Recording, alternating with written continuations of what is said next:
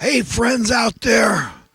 This is Thursday, June 9th, 2022, and it is just about 5:37 in the morning here in Northern California. And as usual, today I'll talk about a few different things. What's been on my mind is just a lot of stress. The stress of being a human. It's tough, and we've all got good grounds, good basis to have empathy for our fellow human beings. If only for the fact that we understand the difficulty in just being a human being. So it's imperative that we have compassion, that we relate, that we empathize with other people and the difficulties they have in just living life on life's terms, what's thrown at us from birth, what we're taught in school, what our parents taught us, what our peers and friends and strangers have taught us. And it's tough. It's really tough to be human. And more importantly than everybody understanding us, and understanding at least that we need a degree of dignity and respect just for the fact that we're continuing to fight this fight of just being human and surviving, knowing what the end holds for us. Death, this is just a given. We all know we got to give it up. No matter how much you amass in this world in terms of money and material things, you're going to have to let it all go. So it's almost better. You can almost see the other's point of view and just say, screw it, man. Why bother amassing a lot of money and a lot of crap? I'm going to have to let it go. It's going to make it harder. And once I love this stuff. Obviously, through empirical observation, you see when somebody really loves money, they love their lives in this world because of all the materialism it's brought them and all the other accoutrements that money, the power thereof, brings us. People like it. A lot of people like to be famous. But a lot of people say, man, what a drag that'd be. You can see that there's no easy way to look at this thing. It is a big fat paradox that we're all dealing with. We're all trained to love money, of course. What fool, what idiot, what liar doesn't love money? But yet, you read scripture, the wisdom of the ages, man, it doesn't change. The laws of man change, the opinions of man change, what's popular changes. But God's truths just hold firm through the ages. And I got nothing better to offer anybody. I really don't. It's all there. But, the money, it's at war, literally at war, because it's like the God of this world, the way it grabs our attention and our affection, and sometimes in a very negative way. People are freaked out, man. They're burdened. Sometimes they kill themselves because of financial burden.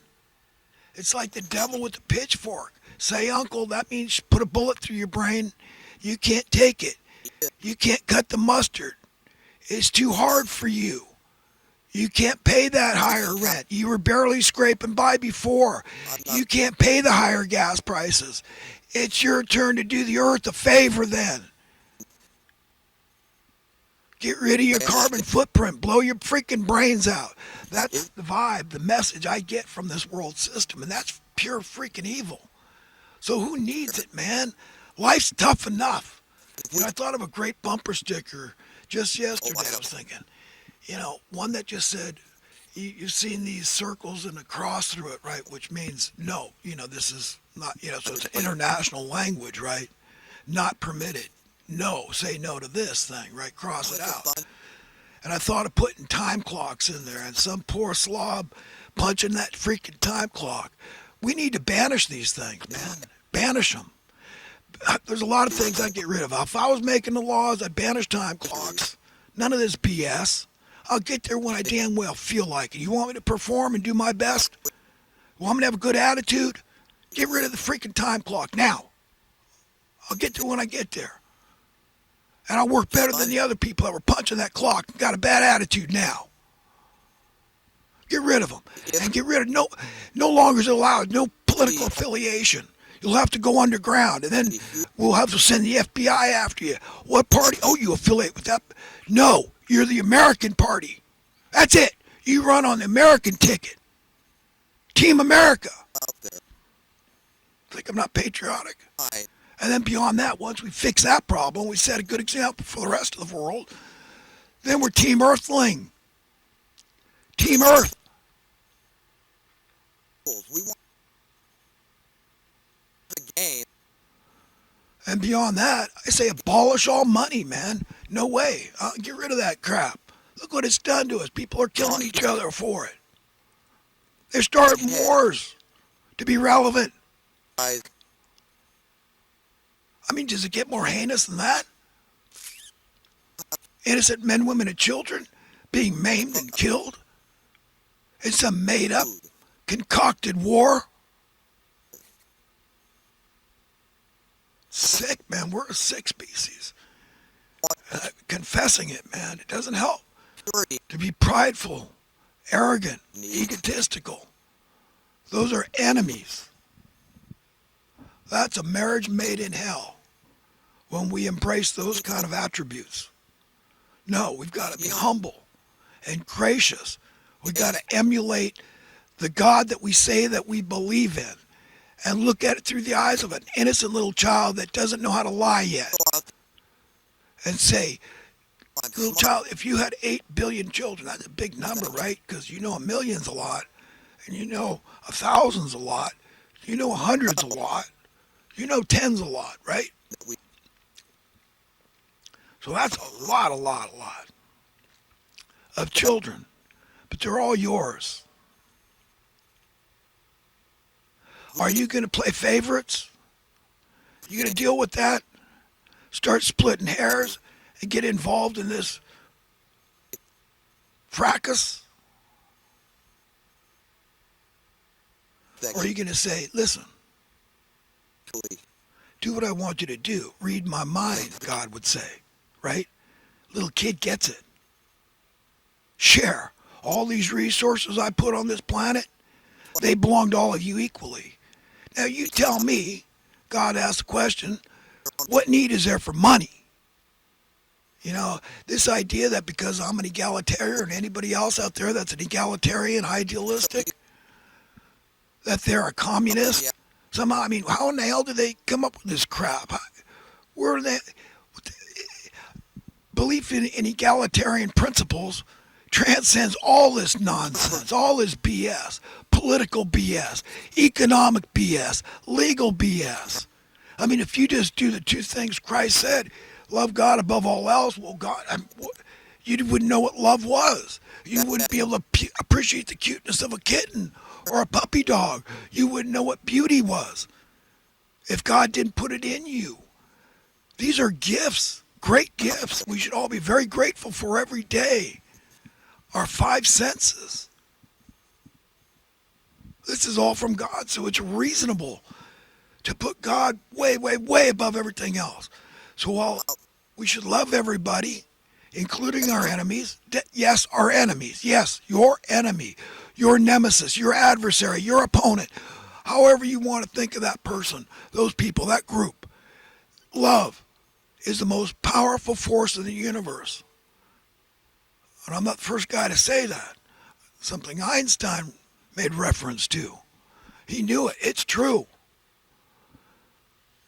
So that's the trick, man. It's about love. It's really about caring. It's deeply caring about the well-being of your fellow human being. And then the second commandment falls right in line with it. It's just an extension of the first. If you're doing that, it's going to be easy to follow that one. Treat others the way you want to be treated. Love one another. Really give a damn. And all the laws of man, at least all the laws that make any sense, are going to. You're not going to transgress those laws by default position. It's automatic. It's nothing you got to struggle with. It's just something you'll do. But listen, friends, I'm doing my best to feel loving all the time and be a nice guy all the time. I'm not always feel. I don't always feel like I'm being loving or nice to myself. I don't know why we want to beat ourselves up. But we say, well, I got it better than this person, that person, and I feel guilty about it, Like me, I talk about how blessed I feel, how lucky I feel. And then immediately it's powerfully tempered by the knowledge that there's so many people that aren't feeling that at all. And that bugs me. That just steals my joy. The joy I would feel of being blessed, fortunate, gratitude, the gratefulness, feeling lucky. You understand?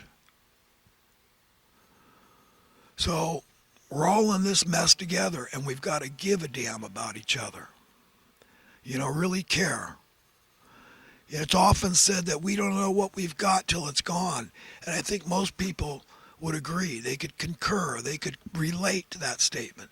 Somehow something that happened they may not even want to talk about in their personal lives. But they get that. Hindsight 2020.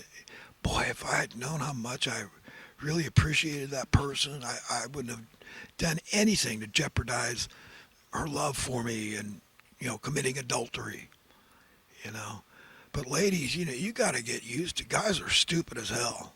I'm sorry, but we're pathetic. You remember we all came out of you. Every man on earth came out of a woman. That's a fact. And we're kind of pathetic. We really are. We're weak. We're the weaker of the genders. Actually, that's a matter of scientific fact, too. God gave women an extra layer of fat. Look how much longer women live than men on average. They're stronger. They have babies. If men had babies, there wouldn't be any babies.